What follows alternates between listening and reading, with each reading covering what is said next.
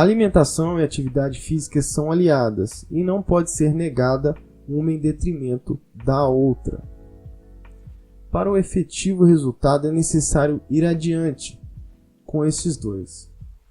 Prestar atenção no que se vem consumindo durante o dia, o que comeu, vale ressaltar isso, onde comeu, quanto comeu, a quantidade do que comeu, e refletir se aquele alimento ajuda ou dificulta seu emagrecimento. Pode ser uma ferramenta a mais para identificar os melhores resultados de emagrecimento. Você provavelmente já deve ter feito em algum momento na sua vida, ter metido o pé na jaca e depois se sentiu mal por ter comido muito. Você já fez isso? A culpa é um dos sentimentos mais comuns depois de uma alimentação em excesso. Além do sentimento de azia, má digestão, estar inchado e a barriga cheia, sentir a culpa por ter se alimentado demais, consumido uma grande quantidade de comida, muitas vezes está associado a um comportamento alimentar de compulsão, de falta de controle diante da comida. Ou seja, a pessoa é como um ciclo, né?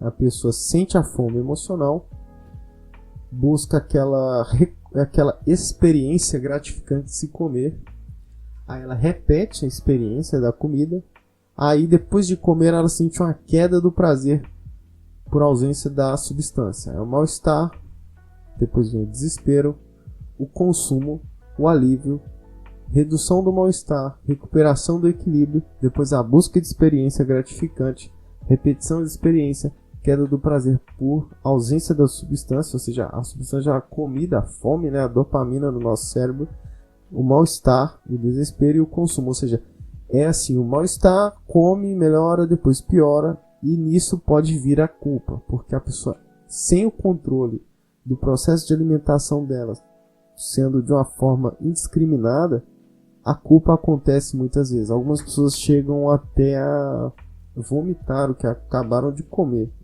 Essa é a bulimia. Por culpa, remorso de ter se alimentado muito. A culpa acontece por estar ultrapassado o limite que ela definiu por ela mesma, ou seja, ela acredita nela, um eu do passado e um eu do futuro. E o eu fala, isso aqui é o limite, aí o eu do futuro vai lá e descumpre o que o eu do passado fez, aí acontece o sentimento de remorso e a sensação de perda de controle frente à própria alimentação. Porém, a atitude de autossabotagem e perda de controle, uma vez que não conseguiu determinar e cumprir um limite inicial. Então, a culpa ela potencializa a experiência e pode se levar até uma compulsão pela própria falta de controle. Você já ouviu falar em neuroplasticidade? Eu prometi lá no início do vídeo, vamos falar agora de neuroplasticidade, que é a capacidade que o nosso cérebro tem de se adaptar, readaptar diante de situações da vida, a fim de registrar nele quais comportamentos ele deve manter ou extinguir, ou seja, quais comportamentos é interessante para o nosso cérebro, que serve a ele de manter, porque eles são funcionais, são úteis, e quais devem ser extinguidos. Nosso cérebro ele consegue eliminar ou acrescentar maneiras, fluxos neurais entre trocas de neurotransmissores, e ele nos dá um mapa do nosso cérebro baseado nos nossos hábitos. Quando repetimos um hábito diversas vezes, nosso cérebro tende a associar caminhos cerebrais sobre aquele comportamento, porque nosso cérebro é neuroplástico. É como se o nosso cérebro fosse uma massa de modelar, e podemos, com os nossos hábitos, modelar os caminhos cerebrais que ativam aquela sensação de situação de ânimo, de atividade, porque estamos cumprindo com disciplina algum hábito. Então o cérebro ele se adapta a isso e faz caminhos neurais. E pode ser até modelado, pois nosso cérebro é neuroplástico. É como um músculo que cresce quando apresentamos estímulos a ele, quando esforçamos. O músculo ele cresce, porque ele foi fatigado, aí ele vai crescendo a partir do estímulo. E o cérebro não é diferente. Por exemplo, se você tem um hábito diário de fazer uma caminhada, 10 minutos diário de caminhada nas ruas perto de sua casa, seu cérebro, junto ao seu relógio interno, do seu organismo, ele tende a assimilar aquela atividade nas suas conexões nervosas ou conexões sinápticas, e ele estabelecerá caminhos neurais sobre aquele hábito. Ao repetir diversas vezes alguma atividade, o conteúdo de atividade fica registrado, é como se fosse uma tatuagem no cérebro que fica ali por um tempo, para que possamos fazer mais fácil e melhor aquela atividade, ou seja, a prática leva ao aprimoramento, melhoramos pela atividade e pela execução daquilo que propomos a nós mesmos como hábito. Não importa ver vídeos motivacionais, pouco importa ler um livro e se sentir a nova promessa do emagrecimento se algo internamente de você não foi percebido diferente, ou se não há espaço para operar alguma mudança mentalmente significativa na sua estrutura mental. Não acredito que as pessoas possam emagrecer de fato com gritos de superação e frases de efeito. O emagrecimento acontece, às vezes, na maioria das vezes, na solidão, no silêncio e numa disciplina diária, por vezes sem apoio algum. Mas não precisa ser assim, pode-se ter apoio, mas a disciplina, como a decisão pessoal, individual, acaba acontecendo na solidão da pessoa, que ela toma atitude e executa. Eu posso dar um relato pessoal meu que lembro de mim comendo por razões emocionais de estresse e ansiedade. Isso era na minha adolescência. Toda vez que uma situação ruim acontecia, a comida servia como uma fuga para mim, como um reconforto de autopiedade, ou seja, algo ruim acontecia, ia lá e comia para tentar sanar uma dor emocional.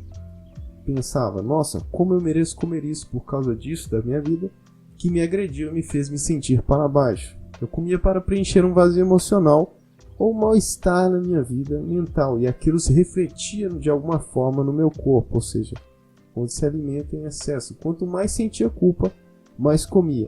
Era como um vício, uma compulsão, e eu não tinha controle sobre mim mesmo, sobre o que consumia e ingeria. E na adolescência, nós sabemos como é difícil adolescentes terem autocontrole.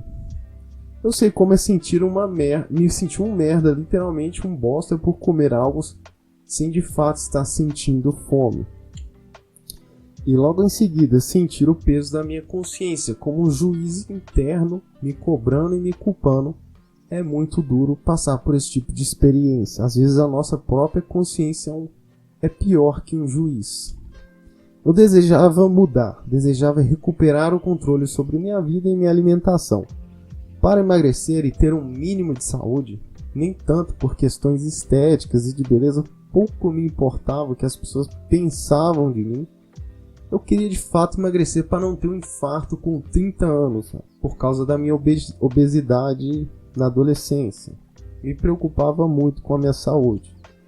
Eu assistia aquelas séries de pesos mortais e via tanta gente incapaz de sair da própria cama, dependendo de outras pessoas para darem a elas a alimentação que a pessoa obesa exigia. Ou seja, eu via pessoas dependendo literalmente de outras para tentarem se locomover, se alimentar, fazerem o básico.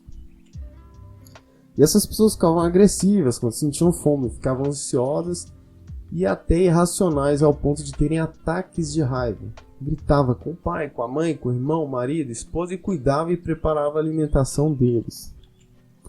E eu me imaginava de alguma forma ali, naquele cenário arrasado, um extremo de obesidade ao ponto de não ter capacidade de me locomover para preparar meu próprio alimento, na perda total do controle sobre a minha própria vida. Acreditava estar seguindo por este caminho na minha jornada como obeso. Na época eu pesava 25 quilos a mais do que eu tinha hoje, não, com 20, 18, 19 anos.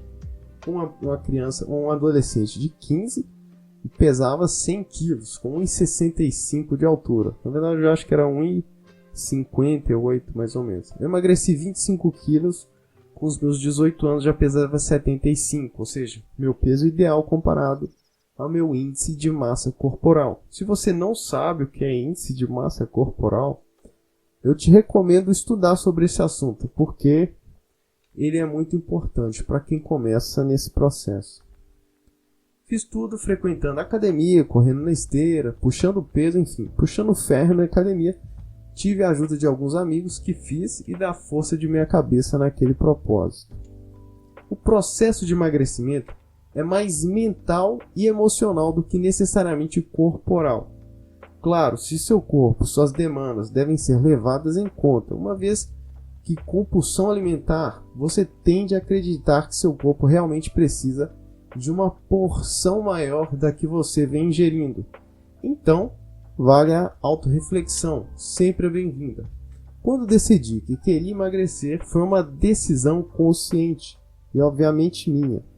Estava claro para mim, então tomei a decisão. Sei que não é fácil manter uma certa frequência por um tempo, se você foi por anos obeso ou tem compulsão alimentar. Então as recaídas são muito comuns e fazem parte do processo de emagrecimento.